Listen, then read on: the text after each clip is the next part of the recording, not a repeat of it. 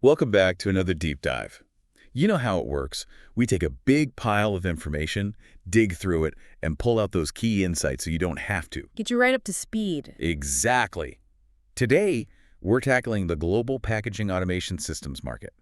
It's moving pretty fast. Oh, definitely. Our main guide here is a really data-heavy analysis from cognitive market research. Yeah, good stuff in there. So our mission today, get behind those numbers, understand what's really pushing this industry forward. Why is packaging automation suddenly so critical? Right. I mean, everyone wants efficiency, speed, cost savings.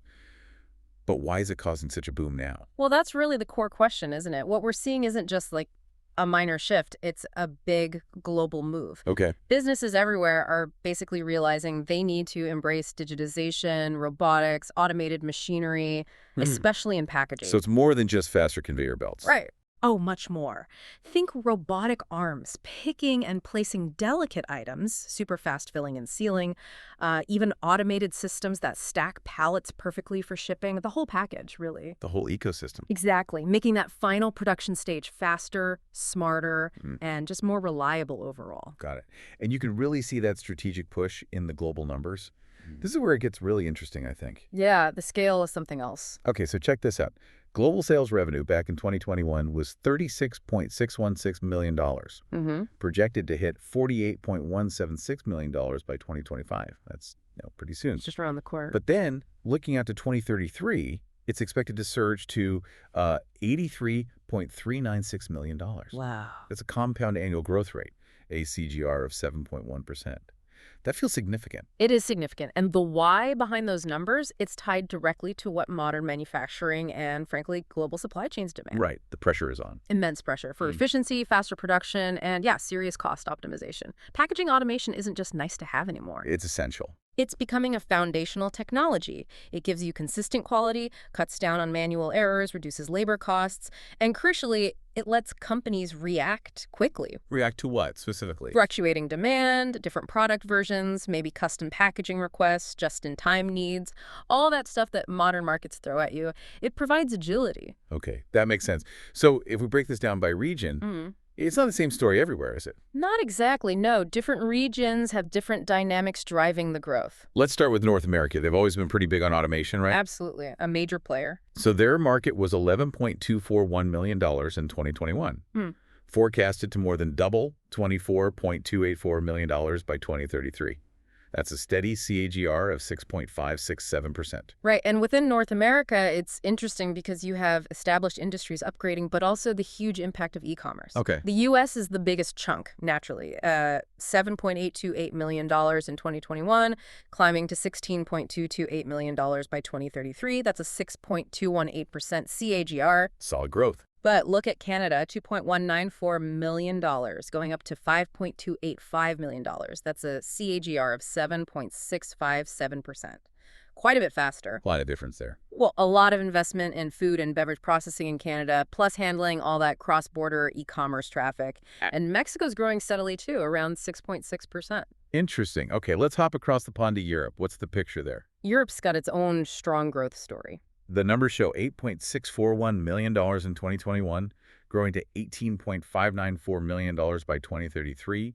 The CAGR is 6.672%, pretty similar to North America overall. Yeah, very comparable overall rate. And you see those industrial giants really leaning in. Germany, for instance. Big manufacturing base. Exactly. Forecasted to hit $4.416 million by 2033, driven by, all those Industry 4.0 initiatives. Makes sense. But what's fascinating, actually, is the UK. Their projected growth is even stronger, a 7.797% CAGR. Really? Why is that? Seems to be a big push to modernize logistics and consumer goods sectors, maybe partly driven by needing more efficient domestic operations due to, changing trade patterns. Interesting angle. And then you've got France, Italy, Russia, all making significant contributions, plus steady growth even in smaller markets like Luxembourg, clocking in around 6.9%. Right. It's widespread. Okay, widespread in Europe. But now, Asia Pacific. So the report calls it one of the fastest growing regions. Oh, absolutely. The growth there is really dynamic. The numbers are pretty stark, starting at $5.932 million in 2021 and projected to hit $15.222 million by 2033. That's a CAGR of 8.364%. That's high. Very high. China is obviously a huge part of that, growing from $1.833 million to $4.816 million, just massive scale. Right. But if you connect this to the bigger picture, Right. look at India, a truly remarkable 9.266% SPIZERI. Wow, nearly 10%. Yeah, growing from $0.78 million to $2.191 million. It's just explosive growth, really tied to their booming e-commerce and the formalizing of logistics. You need automation to handle those volumes. Right, good. And it's not just them. Japan, South Korea contribute significantly. And then you have places like Australia, Singapore, Southeast Asia, Taiwan, all with CAGRs over 7.5%. Any standouts there? Taiwan is actually leading that pack with a 9.8% CAGR, likely linked to their high-tech manufacturing, needing incredible speed and precision in packaging electronics. Incredible numbers across APEC. Okay, let's shift again South America. What's happening there? South America is definitely part of the story, showing solid expansion. We see it going from $4.98 million in 2021 to $10.476 million by 2033. That's a 6.427% CAGR. Right. Brazil is the major contributor there, unsurprisingly. Big internal market, lots of agriculture resources. Yeah. They're projected to go from $1.797 million to $3.93 million. But you also see steady growth above 6% in places like Argentina, Colombia, Chile, Peru. It's driving it there. It seems to be improving industrial infrastructure generally, plus rising local demand for consumer goods. As economies grow, that need for efficient production just naturally follows. Makes sense. And the Middle East. Yeah. Often focus on other sectors, but automation must be playing a role. It definitely is, gaining traction quickly. The market there goes from $3.112 million in 2021 up to $7.488 million by 2033. That's a strong CAGR, 7.577%. Yeah, and the leaders there, like Saudi Arabia, the UAE, Qatar, they're all showing really robust growth rates. Saudi at 7.8%, UAE even higher at 8.079%, Qatar around 7.7%. Why such strong growth there? A lot of it is tied to economic diversification efforts moving beyond oil. Huge investments in new manufacturing, logistics hubs, and automated packaging is just a critical piece of that puzzle for high-volume output. Got it. Okay, last reach in Africa. The report frames this as a significant high-growth story. And the numbers back that up. It's a really interesting area to watch. Total sales project to hit $7.331 million by 2033, up from $2.71 million in 2021. That's driven by a strong 8.069% CAGR overall for the continent. Very strong. South Africa is leading that charge, expected to reach $3.504 million by 2033. And look at its CAGR, 8.823%. Wow, that's even higher than India's almost. It's right up there. Reflects its established industrial base, but also, a growing consumer market. But what's really key is the acceleration across the continent. Nigeria is growing fast. The rest of Africa category shows strong growth, too. What's the driver? It really points to rising industrial demand overall, urbanization, growing middle class, more local manufacturing, trying to meet that internal demand. It really raises an important question, doesn't it? Which is? As these economies continue to develop, get more investment, what's the potential for even faster acceleration in these markets? Could they leapfrog some stages? That's a fascinating thought. So let's try and bring this all together. We've toured the globe, looked at a lot of numbers. What's the big takeaway here? Well, the overarching message from the source material is pretty clear. Yeah. The global packaging automation systems market is seeing really robust, consistent growth. Pretty much everywhere. It's not a regional fluke, it's global. Exactly. And it underlines that shift we talked about at the start, automation in packaging. It's moved past being optional, past being just a competitive edge. It's table stakes now. It's basically a necessity for any kind of scalable, efficient production in the modern world. Think about the impact on global supply chains. Oh, so? Products get packed faster, more consistently, often using less material, which is good for sustainability, too. Factories can run 24/7 if needed. They can handle those crazy peaks in demand, like holidays. Right. And it helps ensure the product gets to the consumer intact. It's fundamentally changing how goods get prepared and shipped around the planet, making everything, hopefully, more agile and reliable. It really is changing things behind the scenes. Okay, so here's something to think about as we wrap up. Yeah. Just consider, as you go through your day, how many things you touch or use your coffee, that package that arrived, groceries passed through some kind of automated packaging system. Probably most of them. Probably. So what does it really mean for the future of manufacturing, for logistics, for all of us, when this automation goes from being, an advantage to just the fundamental way things have to be done everywhere? Deep question to ponder. Definitely something to think about. Thanks for joining us on this deep dive. Keep digging into the world around you, and we'll catch you on the next one.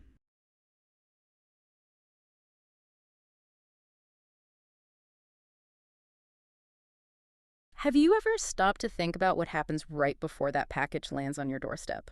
Or, how that milk carton in your fridge gets sealed so perfectly every time? It seems pretty straightforward, doesn't it? Yeah, exactly.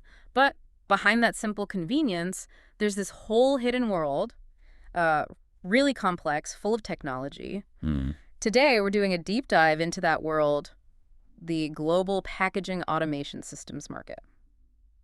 We're drawing on some really detailed analysis about how it's all changing. Right.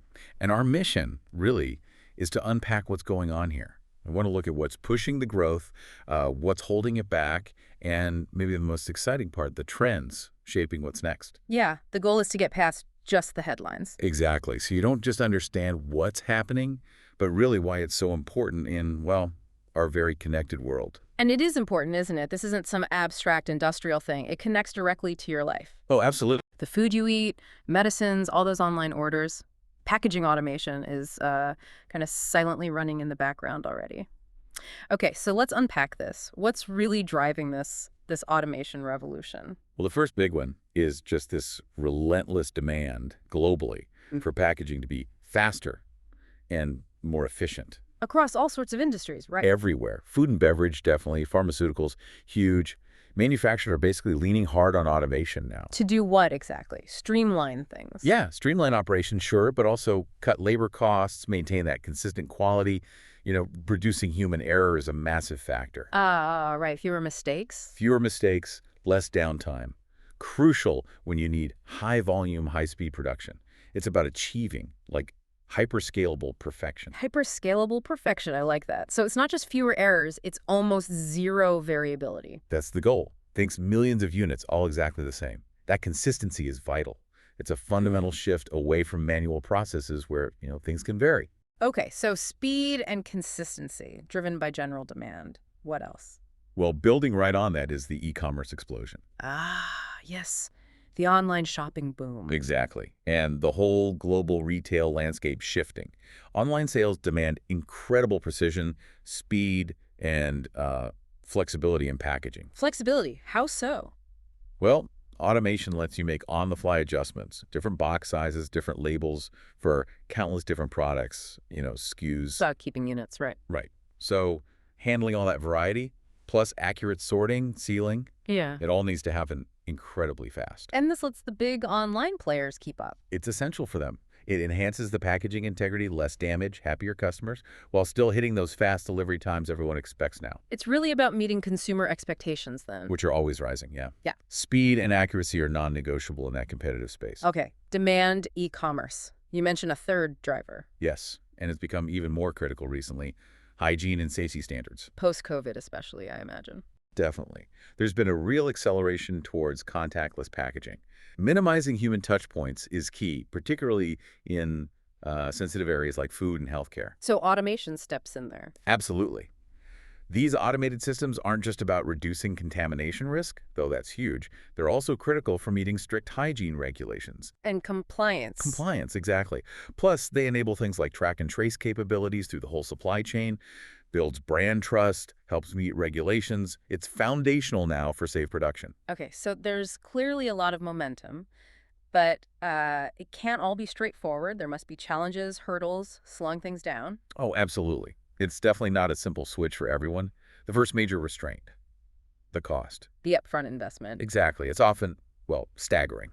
For small and medium-sized businesses, SMEs, just buying, integrating, and customizing these advanced systems, it can be a massive barrier. And what about companies with older factories? That's another layer. Trying to retrofit automation into legacy systems. That can mean serious production downtime, extra setup costs. It pushes out the return on investment. So does that create a gap? Like only the big players can afford the best automation. That's a really important question. And initially, yeah, it can look that way. It's a strategic challenge, but it also drives innovation and response. Like what? Well, you see things like automation as a service models popping up, or more modular systems that are easier to scale up, trying to lower that entry barrier. But the core challenge for smaller companies is still there. It's still significant, yeah. Yeah. It definitely limits how quickly this tech gets adopted everywhere. Okay, so cost is one hurdle. What else? The sheer complexity of automating for, well, everything. Products come in all shapes, sizes, materials. Some are really fragile. Right. Packaging, say, delicate electronics versus bags of chips. Very different. Totally different. Or think about fresh produce, unpredictable shapes. Huh. Standard automation setups can struggle with that kind of variability. So you need custom solutions. Often, yes.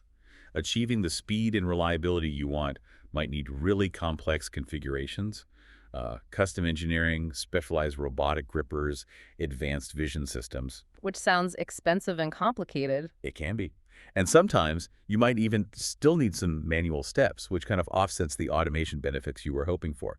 It's not a simple plug-and-play fix for every single product line. That nuance really matters, doesn't it? It does. It shows that it's not one size fits all.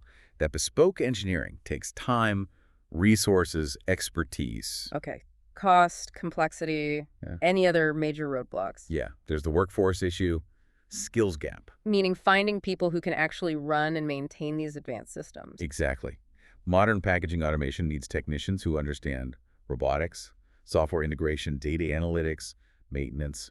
It's a specialized skill set. And there aren't enough people with those skills. In many regions, especially in developing markets, there's a real shortage. Yeah. And if you invest millions in this amazing automated line, but don't have the people to run it optimally or fix it It quickly, gets underutilized. precisely. Like having a high-performance race car with no trained driver or mechanic, you're not getting the value out of that big investment. Okay, so challenges are real. High costs, complexity, skills gap. But let's shift gears. Where is this all heading? What are the exciting future trends? Right, this is where it gets really interesting. Despite the hurdles, the trajectory is definitely forward, driven by some powerful trends. What's the biggest one? I'd say the adoption of robotics and AI. We're moving into truly smart packaging environments. What does smart mean in this context? More than just robots moving boxes. Oh yeah, much more. Think robotic arms combined with intelligent vision systems, machine learning, improving flexibility, accuracy. So they can see and learn. Essentially, yes. Yeah. Machine vision can spot tiny defects humans might miss. AI algorithms can optimize how things are packed in real time to use less material or fit more in a box. They learn, they adapt. Moving beyond just repeating the same task over and over. Exactly. They can switch between different product lines quickly. They get better at pick-and-place tasks. They detect issues instantly. It all adds up to higher productivity, more potential for customization. Fascinating. What else is trending? The integration with the Industrial Internet of Things, IIoT, and cloud platforms. Connecting the machines to the internet, basically. And to each other and to powerful analytic platforms, yes. The power here is enormous. How so? What does that enable? Things like real-time monitoring of every single machine. Predictive maintenance, the system telling you a part might fail before it actually breaks down. Ah, preventing downtime. Exactly. Remote diagnostics, so an expert could troubleshoot a machine from halfway across the world. Really efficient inventory control. It brings this whole layer of digital intelligence to packaging. Making the whole operation smarter. Smarter decisions, better coordination across the entire supply chain. It's a big leap in efficiency and visibility. Okay, AI, robotics, IoT. Is Yeah. there a final major trend? Yes, and it's one that resonates, I think, with everyone now. Sustainability. Right. The push for more eco-conscious practices. How does automation fit in there? In a few key ways. First, automation can be incredibly precise in optimizing material use. Using just the right amount of cardboard, the right amount of film, reducing waste is a direct benefit. Less material used means less waste generated. Precisely. And beyond just using less, these automated systems are often better equipped to handle newer, more sustainable materials. Like recyclables or biodegradable options? Exactly. They can be engineered to work effectively with those materials, maybe more consistently than manual processes could. So it directly supports that shift towards greener manufacturing. It aligns with the circular economy goals we hear about. Perfectly. It becomes not just about being faster or cheaper, but about being more responsible stewards of resources. It's about planetary responsibility, really. So wrapping this all up, what's the big takeaway for someone listening? What does this all mean? Well, I think the core message is pretty clear. Packaging automation isn't some, optional extra or something for the distant future anymore. It's becoming essential. It really is.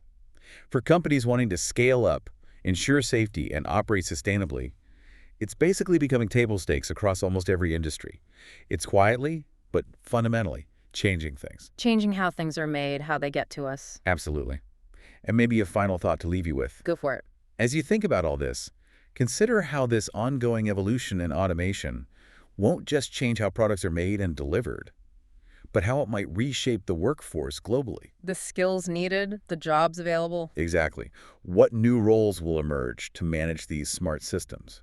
And maybe even more fundamentally, how will our own interaction with the goods we buy change in a world where the packaging process becomes increasingly, well, silent, intelligent, and automated?